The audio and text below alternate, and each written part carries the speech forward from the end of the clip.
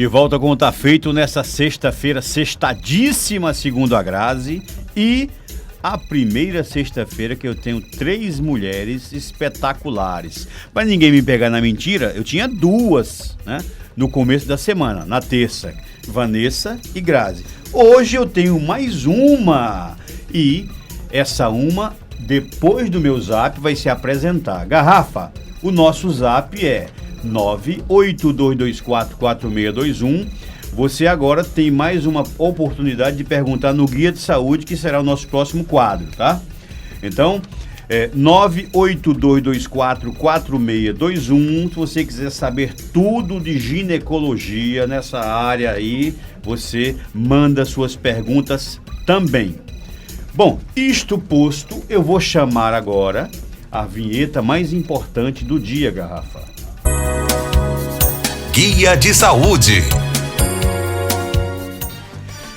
Nós estamos aqui, além da Grazi Barbosa, com esse vestido sensacional. Doutora, sensacional, eu não quero rimar, mas não tem jeito, né? Seu lado poeta. Não foi sem querer, essa não foi sem querer, certo? E sem querer mesmo assim, eu te quero. Estou com Vanessa Leal e a nossa convidada. Nome dela, eu te quero, porque foi o que te quero, Grazi. Doutora Camila Sotero. Ó, tá vendo? As rimas são perfeitas. Doutora Vanessa Leal, agora sim, seu dia oficial de início do programa. A convidada, eu quero, antes de passar para a doutora Vanessa, os seus agradecimentos, doutora. Se quiser falar de máscara, não tem problema, tá? Muito obrigado por aceitar o convite, muita responsabilidade durante esses dias, tá? Mas eu devolvo agora, repasso para ela que não está diferente de você, Grazi. Não, só que eu não vou dizer que está tão bonita, porque pode pegar mal, mas está mesmo assim. Muito obrigada.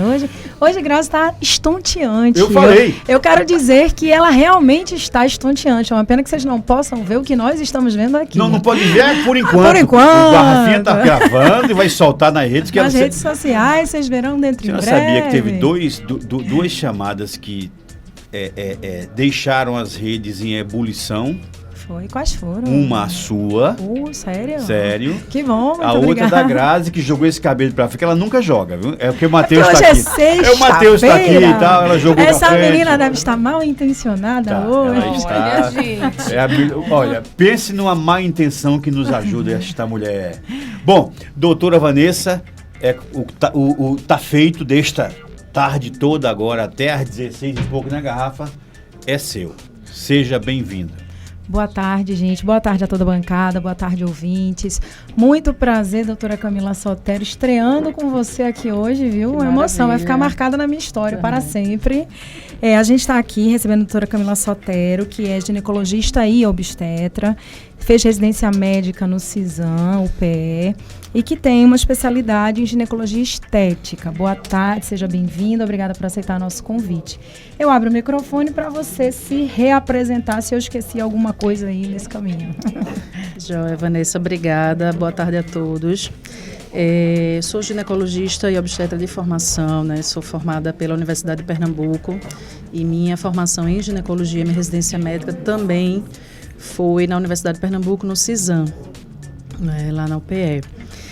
E ao longo dos anos eu sempre vim buscando acrescentar dentro da ginecologia algo que pudesse proporcionar às pacientes um diferencial na assistência, né, que pudesse proporcionar às pacientes melhora clínica, melhora no acompanhamento, principalmente na questão, quando a gente fala de sexualidade, né, da sexualidade, a relação conjugal.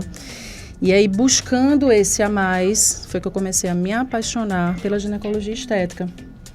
Esse é um ponto muito interessante, doutora, porque assim, muita gente nem sabe da existência e do quanto pode se melhorar, o quanto de acréscimo na vida pode ter fazendo a ginecologia estética, né? Então, entrando aí, aproveitando esse gancho, conta pra gente o que vem a ser a ginecologia estética, o que exatamente é isso, em que ela ajuda a paciente, como é que a gente pode estar alcançando, qual é o tipo de paciente que se beneficiaria da ginecologia estética. Isso. A ginecologia estética ela é considerada hoje uma subespecialidade da ginecologia, tá? Já temos aqui no Brasil uma associação brasileira de ginecologia estética e regenerativa. Apesar do nome estética, ela não é, Vanessa, apenas procedimentos estéticos, né?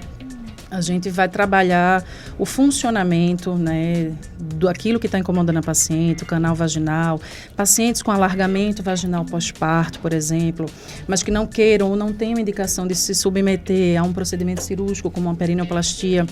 A gente consegue estar melhorando isso aí com alguns procedimentos realizados a nível ambulatorial. E aí estamos falando de laser? Laser. Exatamente. Radiofrequência? Radiofrequência. O laser, ele entrou no Brasil, veio para ficar, tá? Vem crescendo cada vez mais. Aqui no Nordeste ainda um pouco timidamente, mas vem crescendo, tem uma procura muito grande de pacientes. Então, o laser intravaginal, ele é utilizado a nível de consultório. Paciente, como eu falei, com alargamento vaginal pós-parto, que a gente pode estar realizando as sessões de laser e tem uma melhora, um estreitamento do canal, estímulo do colágeno, melhorando a sexualidade, melhorando o prazer na relação sexual. Pacientes menopausadas, pacientes com atrofia, o ressecamento, que tem dificuldade de ter relação e que não houve melhora após a terapia de reposição hormonal, ou pacientes que não podem fazer reposição hormonal, aquelas pacientes com câncer de mama, por exemplo, né, que tem uma contraindicação formal ao uso de hormônio, mas que termina apresentando uma disfunção sexual, problemas no casamento, depressão, acompanhamento com psicólogo e, na verdade, a gente consegue melhorar isso no consultório com laser intravaginal. Será que estamos falando de ginástica íntima? Não, não é ginástica íntima. Não? O laser é um procedimento que vai estar nessas indicações de alargamento vaginal e atrofia vaginal, que é o estreitamento do canal, é o oposto. O laser ele vai estimular a formação de colágeno. O que muda são os parâmetros, né, a configuração do equipamento. Mas naquela paciente que ficou com uma frouxidão vaginal pós-parto, que perde o prazer na relação, a gente consegue estreitar o canal. E melhora, evitando que a paciente se submeta a um procedimento cirúrgico, se afaste das atividades, fique longe do bebê, tenha abstinência sexual. E no caso das pacientes com menopausa, que tem um ressecamento vaginal e não consegue ter relação, a gente consegue relaxar esse canal com o uso do laser. O leigo tem que perguntar, tem que ter coragem, né? O que vem a ser esse conjunto aí chamado disfunção sexual? O que é que agrega os valores, não vou colocar nenhum demérito nisso, para que já chegue a uma disfunção sexual? Existem vários fatores que podem desencadear disfunções sexuais. Certo. Por exemplo, eu tive recentemente uma paciente após um parto normal que não conseguia ter relações um ano após o parto por dor. Todos os exames ginecológicos absolutamente normais, né? Ela assim, já tinha passado por vários médicos, fisicamente normal, mas gerou um bloqueio, uma trava emocional. E aí vem os espasmos musculares. Vem os espasmos musculares, o medo da dor, vou ter relação, eu vou ter dor, tem um vaginismo secundário, que é aquele... É uma contração involuntária, o canal fecha, não consegue ter relação. Consequentemente, ela acredita que se tiver dor, se tiver relação, vai ter dor, aquilo bloqueia, diminui o desejo sexual, que é uma outra disfunção sexual, reduz o orgasmo, que é uma outra disfunção sexual, e fica aquele acúmulo de coisas, né, de sintomas que a gente caracteriza como disfunção e termina desgastando o relacionamento, atrapalhando a sexualidade da paciente.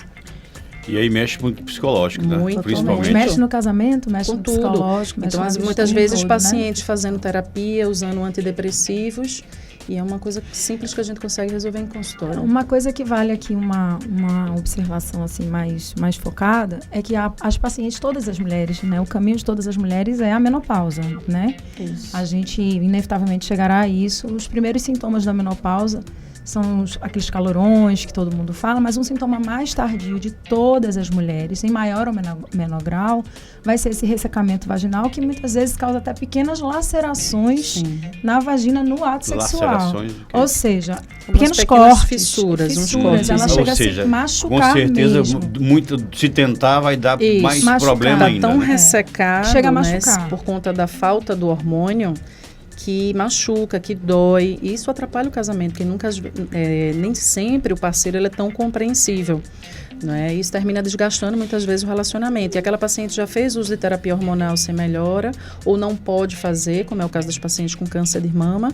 Então o laser ele vem aí como uma alternativa no tratamento para essas pacientes. E aí eu queria que a senhora falasse sobre uma outra questão que muita paciente não sabe, e aí eu vou dar uma experiência minha. Eu tenho muitas pacientes que chegam no consultório e que, assim, elas começam a ter uma leve incontinência urinária, ela sente que ela está perdendo um pouquinho de xixi, se demorar um pouco a ir ao banheiro, ou se sorrir, e ela não percebe ou não atina para o fato que isso já pode ser o começo de um problema. Começa a usar um Carefree, ou seja, aquele absorvente diário, não fala para ninguém, fica com vergonha, não conta. Daqui a pouco ela está usando um absorvente de geriátrico, que já é maiorzinho. Às vezes chegam até ao uso da fralda, sem entenderem que isso também faz parte de alguns efeitos colaterais dessa fase chamada climatério, ou seja, da menopausa. E aí eu gostaria que a senhora colocasse aqui no ar como esse laser, se há uma utilidade desse laser nisso, uma melhora nesse quadro, e como isso vem ajudando, como é que isso é feito para que haja melhora ou retorno, se isso pode ser revertido totalmente. É muito comum realmente, Vanessa, a depender da causa da incontinência urinária, esse período da menopausa, exatamente por todas as alterações hormonais que o corpo, né, feminino ele sofre, com essa ausência dos hormônios sexuais femininos, a paciente começa a apresentar realmente um certo grau de incontinência urinária. É sempre bom a gente investigar, fazer um estudo urodinâmico para descartar outras causas. Ao exame físico ginecológico, a gente percebe se aquela paciente já tem uma bexiga mais baixa, se já teve partos normais, para avaliar a necessidade de uma correção, a suspensão de bexiga. Mas quando não é o caso, tem indicação do laser, sim. O laser ele é indicado, o laser intravaginal é indicado para incontinência urinária. A gente tem uma boa resposta no tratamento dessas pacientes com incontinência urinária também. Sem necessidade de se afastar do trabalho, né? Sem abstinência sexual, um procedimento a nível ambulatorial. Conta pra gente, assim, qual é o benefício, qual é a diferença básica que a gente vai ter de resultado no laser e no que geralmente fica por conta do fisioterapeuta, né? Assim, por exemplo, a Grazi falou da ginástica, sem querer entrar muito no mérito, até porque a gente vai trazer uma outra convidada especialista nisso. Mas a radiofrequência, por exemplo, qual seria a diferença do benefício que o laser vai me dar e que a radiofrequência vai me dar? E se essa ginástica íntima entra nesse contexto, ajudando também na incontinência, ou ela não faria parte desse contexto? Eu acho excelente a associação dos tratamentos em uma equipe multiprofissional, né, acompanhando a paciente. Uma fisioterapia do assoalho pélvico, e aí incluindo a ginástica íntima com os exercícios, vai estar fortalecendo a musculatura pélvica, vai estar fortalecendo essa musculatura do canal vaginal, é importante também. Eu sempre gosto de associar, e algumas pacientes, e a gente individualiza, né, cada caso, em algumas pacientes eu encaminho para a fisioterapeuta, primeiramente, ela faz todo esse trabalho, esses exercícios de fortalecimento com biofeedback, né, ou com a ginástica íntima. Às vezes a gente faz em paralelo com o laser também. Eu acho sempre bom associar, mas tem pacientes que só com a fisioterapia melhora, tem pacientes às vezes só com laser melhora. Mas eu acho importante a associação. Ok, doutora Camila, obrigada aí pelas considerações. Vamos ao intervalo, garrafinha, solta o comercial. Voltamos no próximo bloco com a doutora Camila Sotero, falando um pouco mais de ginecologia, obstetrícia e estética vaginal pra gente. Você está ouvindo Tá Feito, com Luiz Barbosa. Nova FM.